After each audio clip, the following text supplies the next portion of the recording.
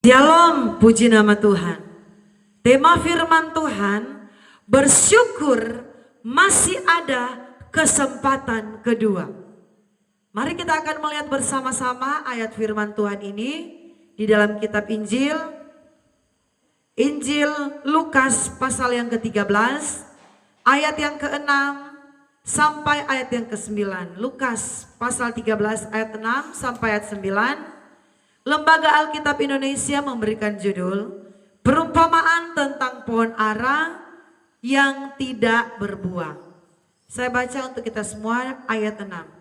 Lalu Yesus mengatakan perumpamaan ini, seorang mempunyai pohon ara yang tumbuh di kebun anggurnya.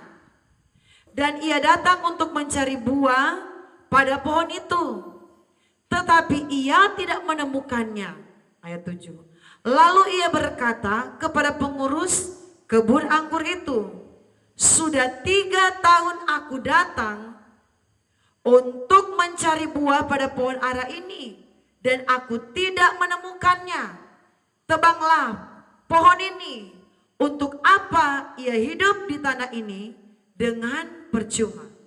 Saudaraku, perhatikan di sini, Yesus memberikan satu perumpamaan pohon ara yang tidak berbuah. Tuhan berkata, saya datang mencari buah pada pohon ara ini.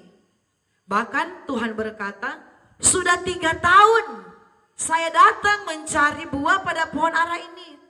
Tetapi tidak ada juga buahnya. Tidak ada juga buah yang dapat dinikmati dari pohon ara ini. Dan Yesus berkata kepada pekerja yang bekerja untuk merawat pohon ara itu. Dia berkata, untuk apa lagi pohon ara ini hidup? Dia hidup itu dengan percuma. Dia hidup itu tidak ada gunanya karena tidak menghasilkan buah. Tuhan berkata, lebih baik pohon ini ditebang saja, potong saja, karena nggak ada guna dia hidup, nggak ada hasil apa-apa, tidak ada buah. Saudaraku, seperti seorang petani ketika dia tanam pohon mangga contoh. Pohon mangga ini sudah waktunya untuk berbuah, sudah sekian tahun ditanam, setiap saat, setiap kali pemilik yang tanam pohon mangga ini datang cek, waduh, pohon mangga tetangga itu subur sekali, banyak buahnya. Tetapi pohon mangga ini yang saya tanam ini tidak ada buahnya, tidak berbuah-buah. Sudah lama, sudah dirawat, sudah diurus baik-baik, dipupuk, disiram, tetapi tidak ada hasil apa-apa. Saudaraku, pasti petani akan berkata, ih, potong saja pohon ini. Tidak ada guna potong pohon mangga ini bertumbuh. Tidak ada hasil apa-apa. Tidak ada sesuatu yang dapat dinikmati. Saudaraku, ketahuilah bahwa hidup kita ini ibaratnya seperti pohon. Dan apa yang Tuhan inginkan dari pohon itu, yaitu buahnya. Saudaraku, kita baca ayat selanjutnya. Ayat yang ke-8. Jawab orang itu, Tuhan, biarkanlah dia tumbuh tahun ini lagi. Aku akan mencangkul tanah sekelilingnya dan memberi pupuk kepadanya. Mungkin tahun depan ia berbuah. Jika tidak, tebanglah dia. Saudaraku, lihat di sini, seorang pekerja kebun itu dia berkata, Tuhan, jangan dulu potong pohon ara ini. Berikanlah kesempatan 1 tahun lagi. Saya akan cangkul, saya akan memberi pupuk. Siapa tahu pohon ini akan berbuah. Kalau 1 tahun kemudian dia tidak berbuah juga, tebanglah ia. Saudaraku, ini masih ada kesempatan kedua. Pohon ara ini ibaratnya hidup kita. Tuhan masih berikan kesempatan kedua. Untuk apa? Tuhan menunggu kehidupan kita supaya menghasilkan buah. Seorang pekerja ini dia berkata kepada saya akan cangkul, saya akan pupuk. Kalau 1 tahun kemudian dia tidak berbuah juga, tebang saja. Saudaraku, hidup kita ini seperti pohon ara yang akan diberi pupuk, yang akan disiram, dibersihkan. Itu artinya apa? Kita ini setiap saat kita diberikan pupuk oleh Tuhan. Pupuk apa? Pupuk kebenaran firman Tuhan. Banyak kali rohani kita diberikan vitamin, nutrisi firman Tuhan supaya iman kita bertumbuh. Banyak sekali firman yang sudah kita dengarkan. Itu adalah nutrisi rohani yang dibutuhkan oleh rohani kita, iman kita, supaya kita berbuah.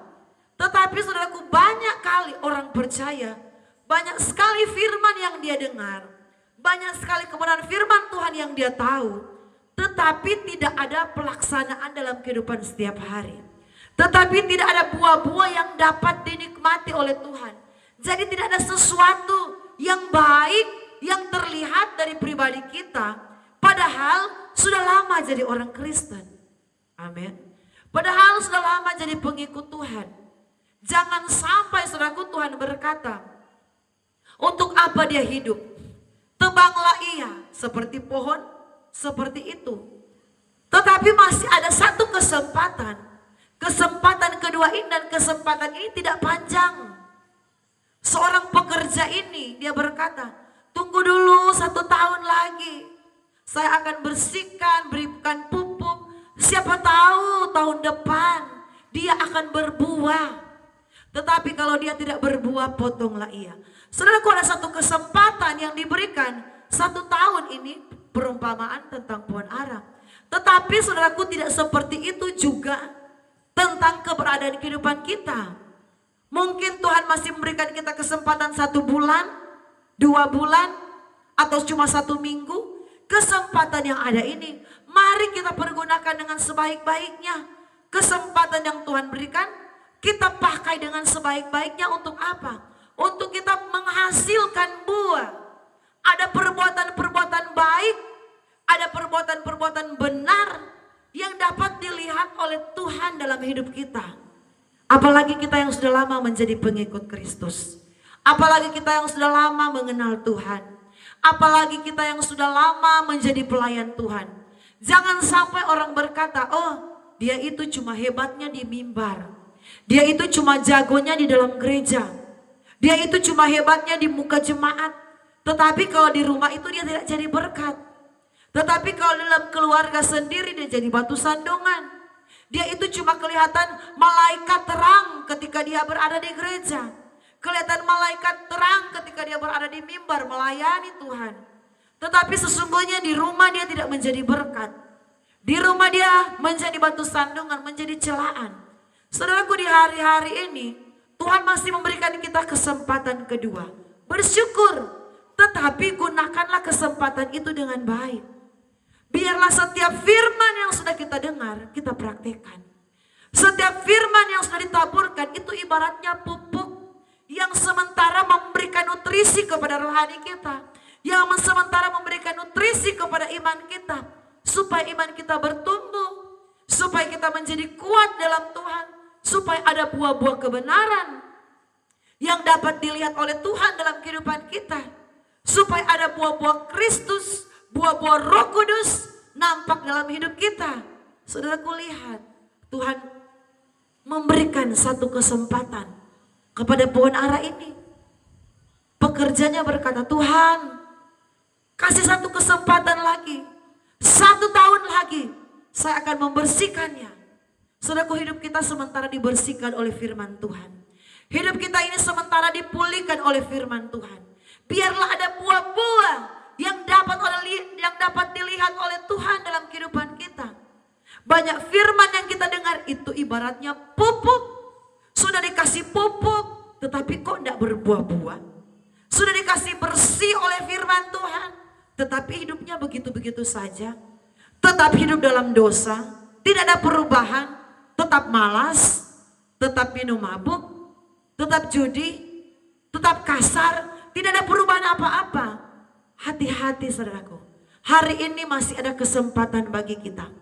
Jangan sampai kesempatan yang Tuhan berikan ini kita sia-siakan. Dan kita tidak menghasilkan buah. Kita tidak ada sesuatu yang baik, sesuatu kebenaran dalam hidup kita. Jangan sampai Tuhan berkata, ya saya sudah kasih kesempatan 1 tahun. Ini contoh pohon ara. Tetapi mungkin kita tidak sampai 1 tahun. Seperti saya katakan tadi, mungkin cuma 1 minggu. Mungkin cuma 1 bulan. Ya Tuhan sudah kasih kesempatan, kita tidak ada hasil apa-apa. Tidak ada sesuatu perubahan apa-apa dalam hidup kita. Tuhan bilang pangkas sudah. Tuhan bilang tutup usia sudah, tutup buku. Bahkan ada banyak orang tidak sampai diberikan kesempatan. Tuhan sudah panggil. Jadi tidak ada kesempatan untuk melakukan yang benar. Tidak ada kesempatan untuk melakukan sesuatu yang baik. Sehingga mengakhiri hidup dengan kebinasaan. Tetapi mari saudaraku, kita bersyukur masih ada kesempatan yang Tuhan berikan. Saudara masih bisa bernafas. Pakailah nafas hidup saudaraku untuk melakukan sesuatu yang indah di pemandangan Tuhan. Tuhan Yesus memberkati.